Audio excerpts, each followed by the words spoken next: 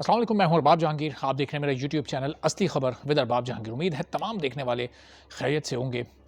पाकिस्तान की माशी हालत इस वक्त बहुत ख़राब है और इस वक्त मुल्क माशी बहरान से दो चार है। IMF के साथ जो टेक्निकल सतह के मुज़ाकरात थे वो ख़त्म हो चुके हैं, पॉलिसी मुज़ाकरात शुरू हो चुके हैं, यानी कि नई किस्त जल्द मिलने का इम्कान है और उसके लिए बहुत सारी सख्त शराइत भी पाकिस्तान पर IMF आयद करने जा रहा है। अब ये शराइत क्यों लगाई जा रही हैं, IMF किस मकसद के तहत वजूद में आया, ये IMF है क्या, और पाकिस्तान जैसे ममालिक की ये मदद क्यों करता है, और एक बार जो IMF के प्रोग्राम में फंस जाए क्या वो फंस जाता है या फिर कोई ऐसी मिसाल भी मौजूद है कि जो IMF के प्रोग्राम में गया हो वो बचकर निकल भी सका और उसने IMF का कर्जा वापस भी कर दिया हो, और ये IMF को कब वजूद में लाया गया। ये तमाम वो सवालात हैं जो कि बहुत सारे लोगों के जहनों में होते हैं। तो इस वीडियो में इनमें से ज़्यादातर सवालात के जवाबात आपके सामने रखने की मैं कोशिश करता हूँ। सबसे पहले तो ये कि IMF का वजूद कब अमल में आया। 1944 में ये इदारा बनाया गया और पाकिस्तान आज़ाद हुआ 1947 में। अपनी आज़ादी के सिर्फ 3 साल बाद यानी 11 जुलाई 1950 को पाकिस्तान IMF के पहले का हिस्सा बन गया। अच्छा, IMF 190 ममालिक ने, दुनिया के बड़े जो ममालिक थे और छोटे ममालिक, उस वक्त उन लोगों ने मिलकर बनाया। इसलिए बनाया कि दुनिया की मईशत को चलाया जा सके और अगर कहीं कोई मुल्क मुश्किल वक्त में आए तो उसकी मदद की जा सके, उसको दिवालिया होने से बचाया जा सके। IMF का रुकन बनने के लिए एक मखसूस अमाउंट, एक मखसूस सब्सक्रिप्शन फ़ीस देनी पड़ती है और जो ममालिक जितना अमीर होता है, ये अच्छी बात है IMF में शामिल होने की, कि वो उतना ही ज़्यादा उसको पे करना पड़ता है। यानी जो गरीब ममालिक हैं उनके लिए फ़ीस कम है और जो अमीर ममालिक हैं उनके लिए फ़ीस कहीं ज़्यादा है, उनकी अपनी मुल्क की GDP और जो इकोनॉमिक कंडीशन है उसको सामने रखते हुए। तो पाकिस्तान जब पहली बार IMF के प्रोग्राम में गया तो वो सन था 1958 का, यानी अपने वजूद में आने के 11 साल के बाद पाकिस्तान पहली बार IMF के प्रोग्राम में गया। अयूब खान का वो दौर था जब वो मुल्क के हुक्मरान थे और उनके दौर में पाकिस्तान को 3 बार IMF के पास जाना पड़ा। अब तक पाकिस्तान मजमूई तौर पर 23 बार IMF के पास जा चुका है। ये तमाम मैं पूरी तरतीब आपको बताता हूँ कि कब कितनी बार पाकिस्तान गया। तो 3 बार अयूब खान के दौर में, फिर आया जुल्फ़िकार अली भुट्टो का दौर, तो पाकिस्तान उस दौर में 4 बार, यानी पाकिस्तान पीपल्स पार्टी की पहली हुकूमत में 4 बार पाकिस्तान IMF के पास गया। फिर उसके बाद आता है जनरल ज़िया का दौर। उस दौर में पाकिस्तान को 2 बार IMF के पास जाना पड़ा। फिर पाकिस्तान पीपल्स पार्टी का दौर एक बार फिर आया। बेनज़ीर भुट्टो के दौर में फिर 2 बार पाकिस्तान IMF के पास गया। फिर मियां नवाज़ शरीफ का दौर आया और उस दौर में भी पाकिस्तान को IMF के पास जाना पड़ा। फिर जब बेनज़ीर भुट्टो का दूसरी बार और मजमून तौर पर पाकिस्तान पीपल्स पार्टी का तीसरा दौर आया तो फिर 2 IMF के प्रोग्राम पाकिस्तान को लेने पड़े। फिर मियां नवाज़ शरीफ का एक और मुख्तसर दौर आया और उसमें पाकिस्तान को एक बार IMF के पास जाना पड़ा। फिर परवेज़ मुशर्रफ, जो कि मरहूम हुए, अल्लाह उन्हें जन्नत नसीब करे, परवेज़ मुशर्रफ साहब का जब दौर आया तो बहुत सभी TV चैनल्स पर ये खबर चल रही है कि उनके दौर में पाकिस्तान ने कोई बैरूनी कर्जा नहीं लिया। तो ये बिल्कुल गलत इन्फॉर्मेशन है।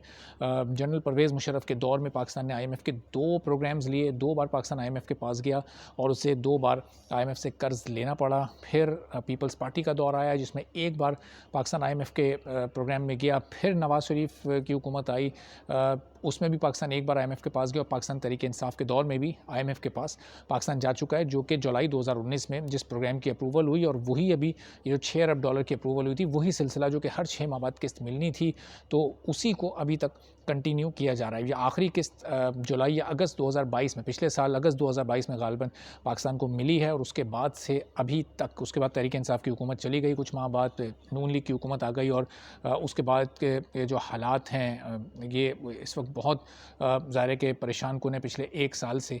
तो अब एक और डायलॉग इस वक्त चल रहे हैं। अच्छा, ये भी मैं आपको बता दूं कि ब्राज़ील एक ऐसा मुल्क है जो कि 2002 में दिवालिया ऑलमोस्ट हो चुका था, लेकिन उस दिवालिया होने से चंद दिन पहले उसने IMF का एक प्रोग्राम लिया, उससे कर्ज़ लिया और वो कर्ज़ लेने के बाद फ़ौरी तौर पर उसने 2 साल के अंदर ही वो कर्ज़ वापस भी कर दिया और अपनी मईशत को संभाला भी दे दिया। IMF से जो तारीख, पाकिस्तान ने तो अभी ये $6 अरब का कर्ज़ा लिया था जो कि कोई 3-4 साल में पाकिस्तान को मिलना था, वो एक लंबा प्रोसेस था और अभी की जो किस्त मिलनी है वो $1.1 अरब की मिलनी है।